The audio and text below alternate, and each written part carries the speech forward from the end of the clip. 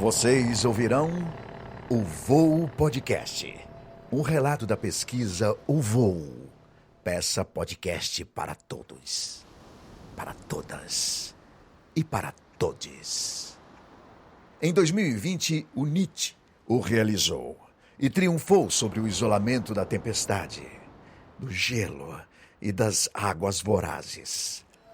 Façamos voos no texto de Bertolt Brecht, através das músicas, poemas e reflexões, aqui, neste podcast do teatro. Embarquem.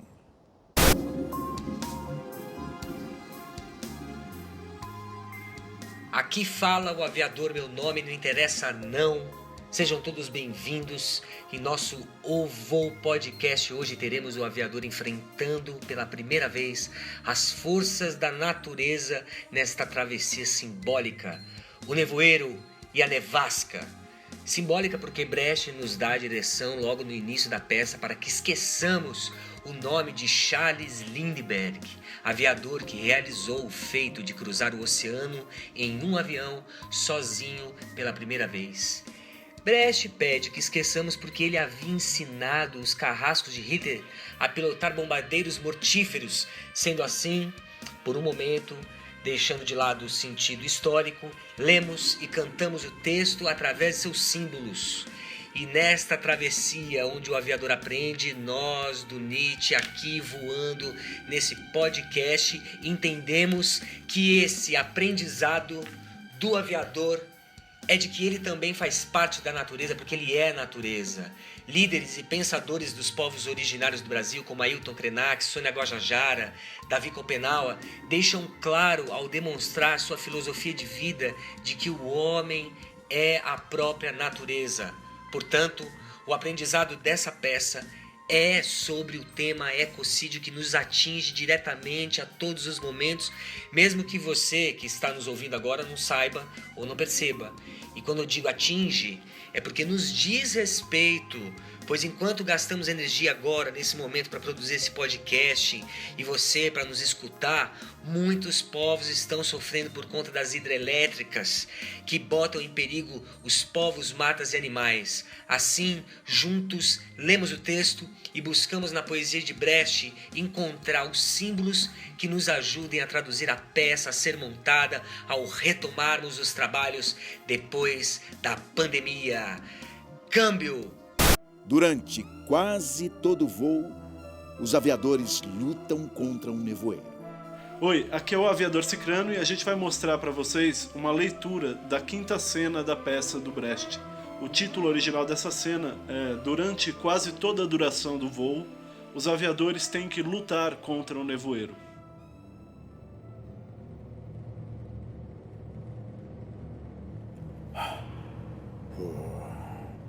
Eu sou o nevoeiro.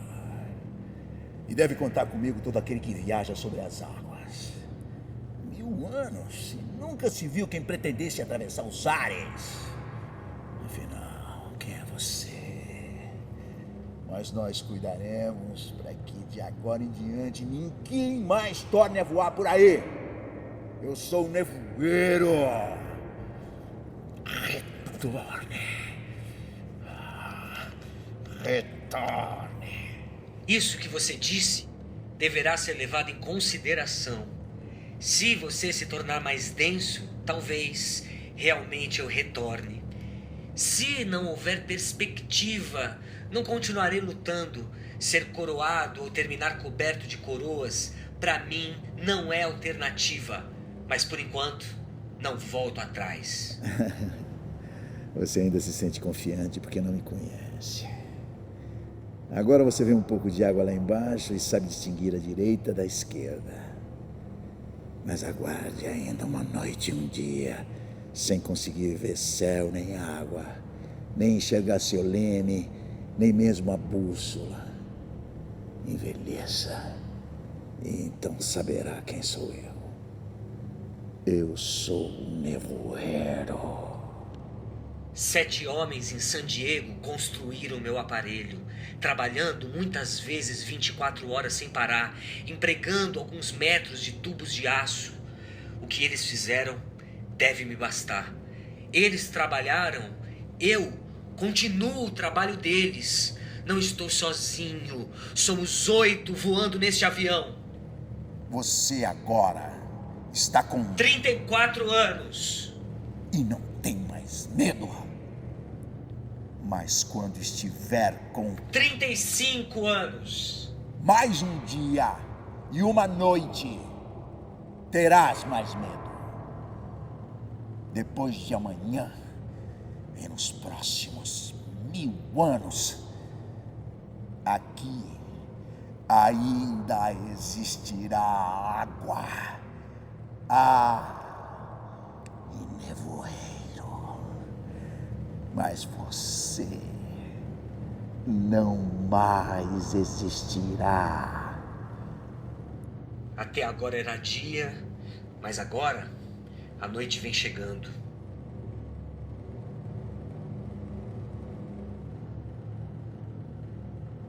Faz 10 horas que eu luto contra um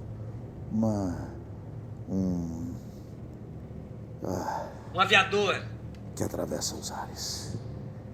Coisa que nestes 1000 anos ninguém havia visto. Não consigo derrubar. Agora é com você, Nevasca. Agora vem você, Nevasca!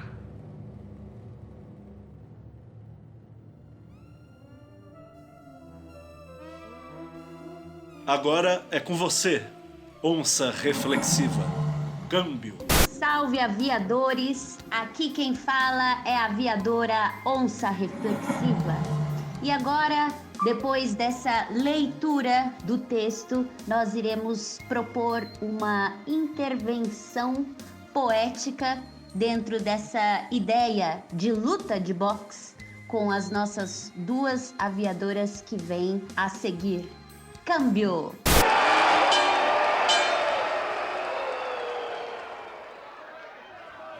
Ele foi derrubado por nocaute no 2º round. Você esperava outra coisa? Não, mas por que acha que ele foi derrubado? É simples. Quando saímos do hangar, eu sabia que o aviador havia perdido a confiança. Tudo bem, mas o que alguém na situação do aviador deveria ter feito? Um homem deve fazer sempre aquilo que quer fazer. Na minha opinião, cautela é a mãe do nocaute. Há homens que lutam um dia e são bons. Há outros que lutam 1 ano e são melhores. Há os que lutam muitos anos e são muito bons. Porém, há os que lutam a vida toda. Esses são imprescindíveis. Bertolt Brecht.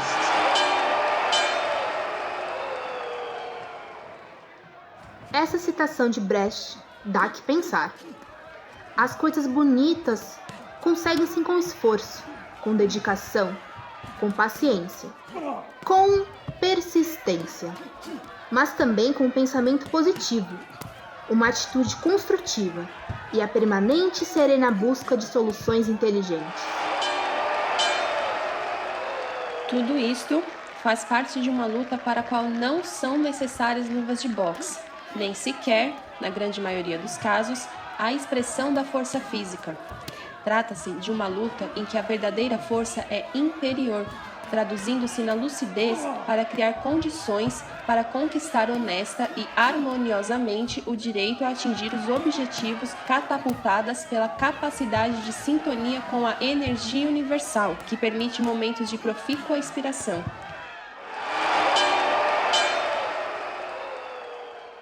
E essa luta seguiu, o aviador permaneceu voando e a gente agora entra no próximo capítulo desse podcast. Câmbio. Oi, aqui é o Cicrano de novo e agora eu vou trazer para vocês a cena da Nevasca, que na nossa montagem do voo é composta por 2 canções. A primeira é a fala da Nevasca enquanto luta contra o aviador, E a segunda canção é a fala do aviador para ele mesmo, diante dessa luta incessante, cheia de altos e baixos. A primeira canção foi composta pelo Adriano Salhabi e é ele que vocês vão escutar, mas em cena essa canção será cantada pela atriz Lívia Camargo, no papel da Nevasca. Já faz uma hora que eu tenho dentro de mim um homem e seu aparelho. Ora no alto, bem acima de mim, ora embaixo, bem próximo à água. Já faz uma hora que eu o arremesso contra a água e contra o céu. Ele já não consegue mais se segurar em nada, mas não cai, mas não cai, mas não cai, mas não cai, mas não cai, mas não cai. Ele despenca pra cima e sobe para baixo, mas não cai, mas não cai. Ele é mais frágil do que uma árvore à beira-mar, fraco como uma folha sem haste. Já faz uma hora que ele não consegue ver a lua, nem mesmo sua própria mão. Cobre de gelo seu aparelho para que ficasse mais pesado e o forçasse para baixo. Mas o gelo desliza do avião e ele não cai. Agora vamos escutar a canção composta pelo Fred Allen para fala do aviador, dessa mesma cena da Nevasca. A gravação que vocês vão escutar a seguir é um registro de março de 2020, num ensaio, onde estavam a Cauã Sol, a Lívia Camargo, o Adriano Salhabi, Gabriel Barbosa e Fred Allen.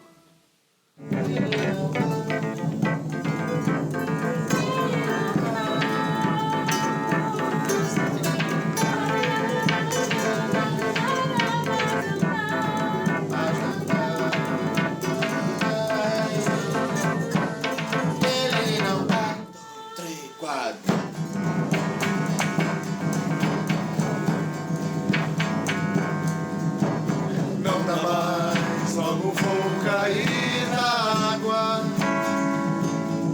Quem poderia imaginar que aqui ainda há gelo?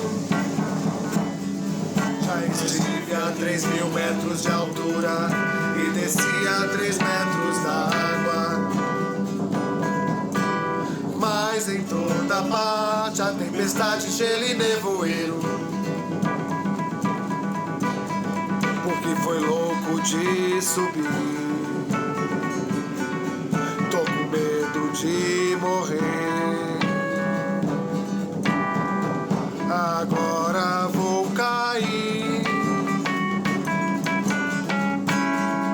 4 dias antes de mim sobrevoaram as águas 2 homens como eu.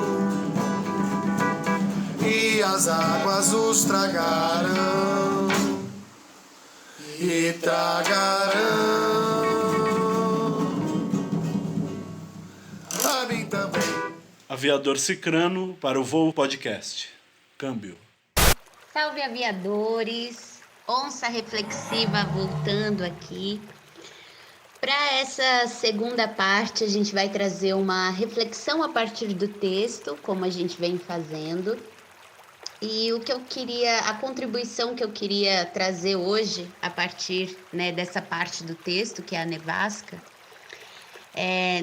partindo desse olhar simbólico, do texto, é justamente sobre a polaridade das forças presentes na natureza. E, como consequência, como a gente já vem trazendo aqui a nossa perspectiva de que essas forças também existem no ser humano, porque o ser humano, afinal, é parte da natureza. E esses polos, pontualmente, que eu quero trazer aqui, é sobre a pacificidade versus a violência, como faces importantes para esse equilíbrio da dinâmica, da existência da natureza.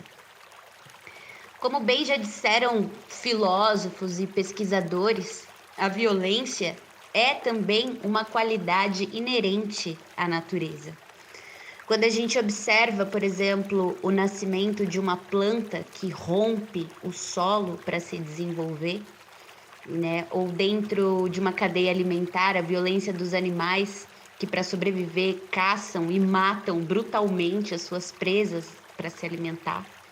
Ou ainda, a gente pode até pensar nos animais que se submetem a algumas violências com seus próprios corpos para se transmutarem para uma nova fase, como as águias, né, por exemplo, que elas se ferem numa rocha para trocarem de bico e passarem para um novo estágio da vida.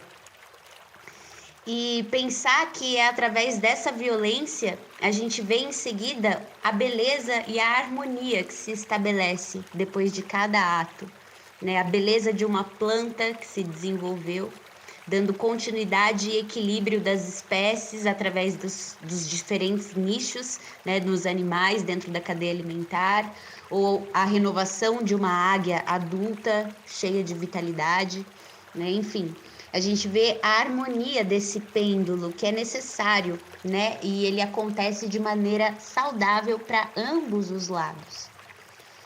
Agora, se a gente refletir e entrar, né, na questão desses polos dentro do ser humano, a gente percebe que nós somos a única espécie com a capacidade de desenvolver a racionalidade da consciência e que através dela a gente tem o discernimento para escolher essas qualidades através das nossas ações, dos nossos pensamentos.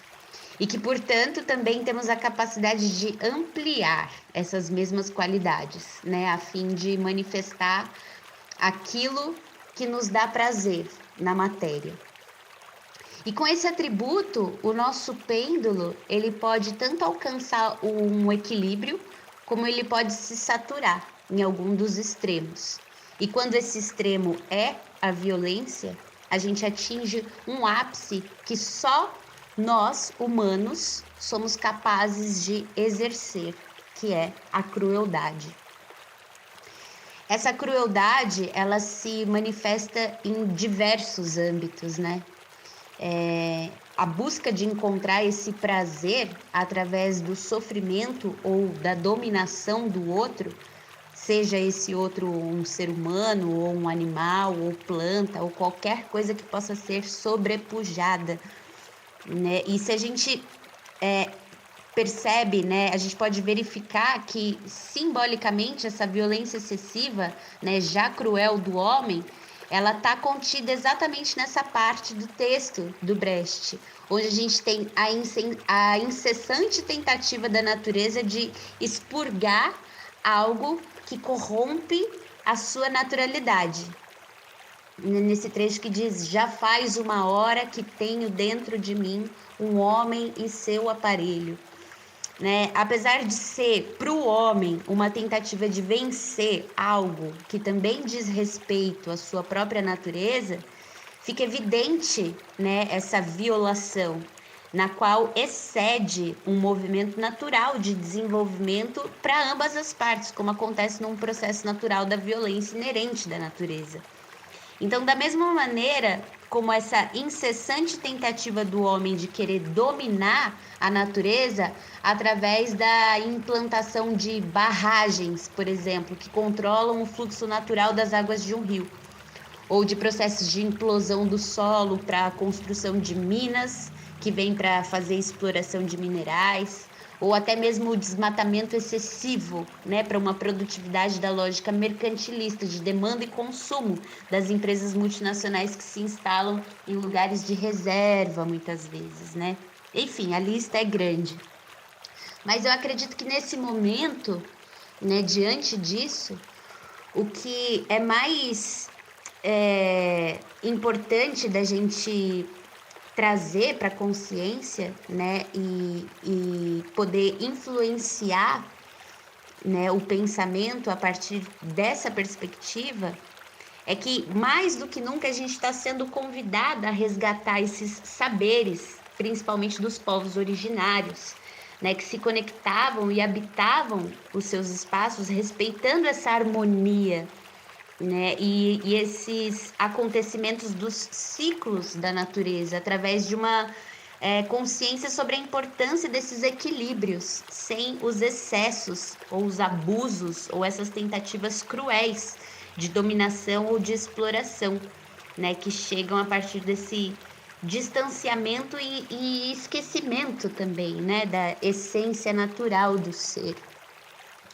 Então, nesse sentido, a minha reflexão é para que a gente consiga olhar para esses abusos, para esses excessos, né? Claro que aqui a gente está falando de algo macro, mas nesse micro também, porque eles também estão presentes no nosso dia a dia. E se a gente consegue perceber e reconhecer, é o primeiro passo, né, para a gente trazer uma transformação, tanto para a nossa realidade, né, e que isso também vá influenciar numa escala maior. Então, essa é a minha contribuição de hoje, e eu passo minha palavra agora para a nossa próxima aviadora. Câmbio. Olá, aviadores, aqui é a aviadora Pássaro Zen e venho trazer uma reflexão da luta do aviador com a nevasca versus a luta do homem contra a natureza mulher, né, complementando a fala da onça reflexiva. E primeiro precisamos entender, antes de mais nada, que a Terra se autorregula o tempo inteiro. Os organismos bióticos contra os organismos abióticos, de forma que a Terra se mantenha em equilíbrio e em condições adequadas para sustentar a vida. Seres humanos e a natureza são parte de um mesmo sistema da Terra. Terra essa que podemos nomear de Gaia, que é um organismo vivo, feminino. Não só os humanos, mas tudo que se manifesta como natureza é parte deste organismo.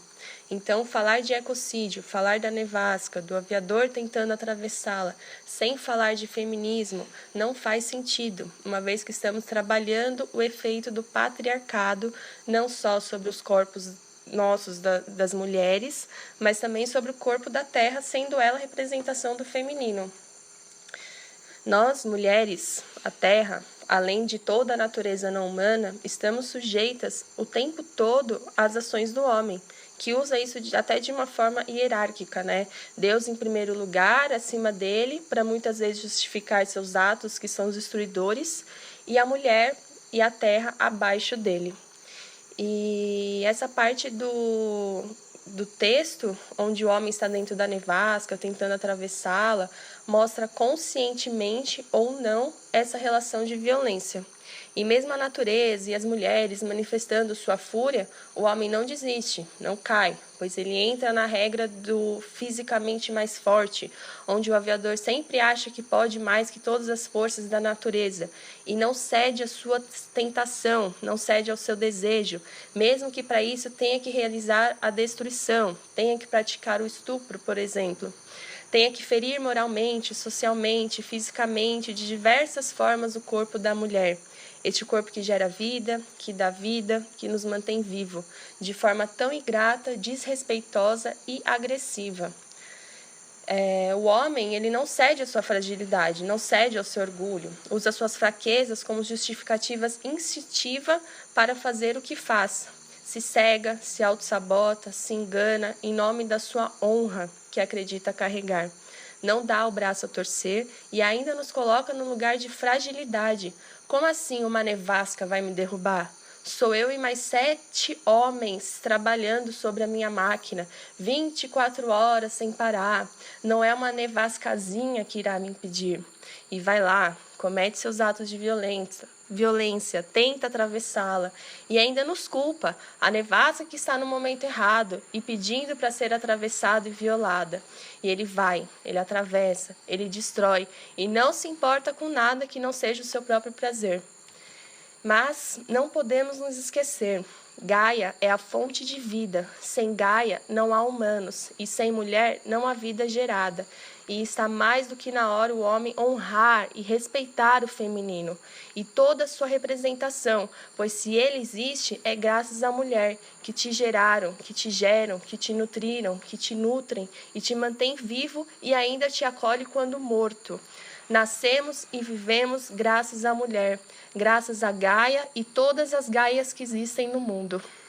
Câmbio. Uau!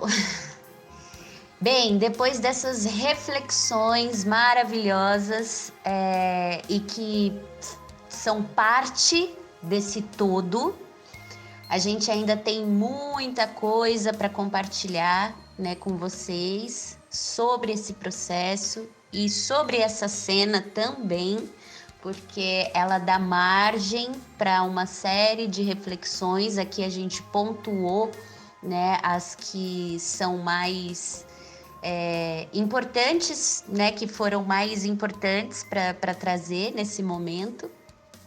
E é isso, fica o convite para vocês continuarem nos acompanhando, porque vem muito mais coisas por aí.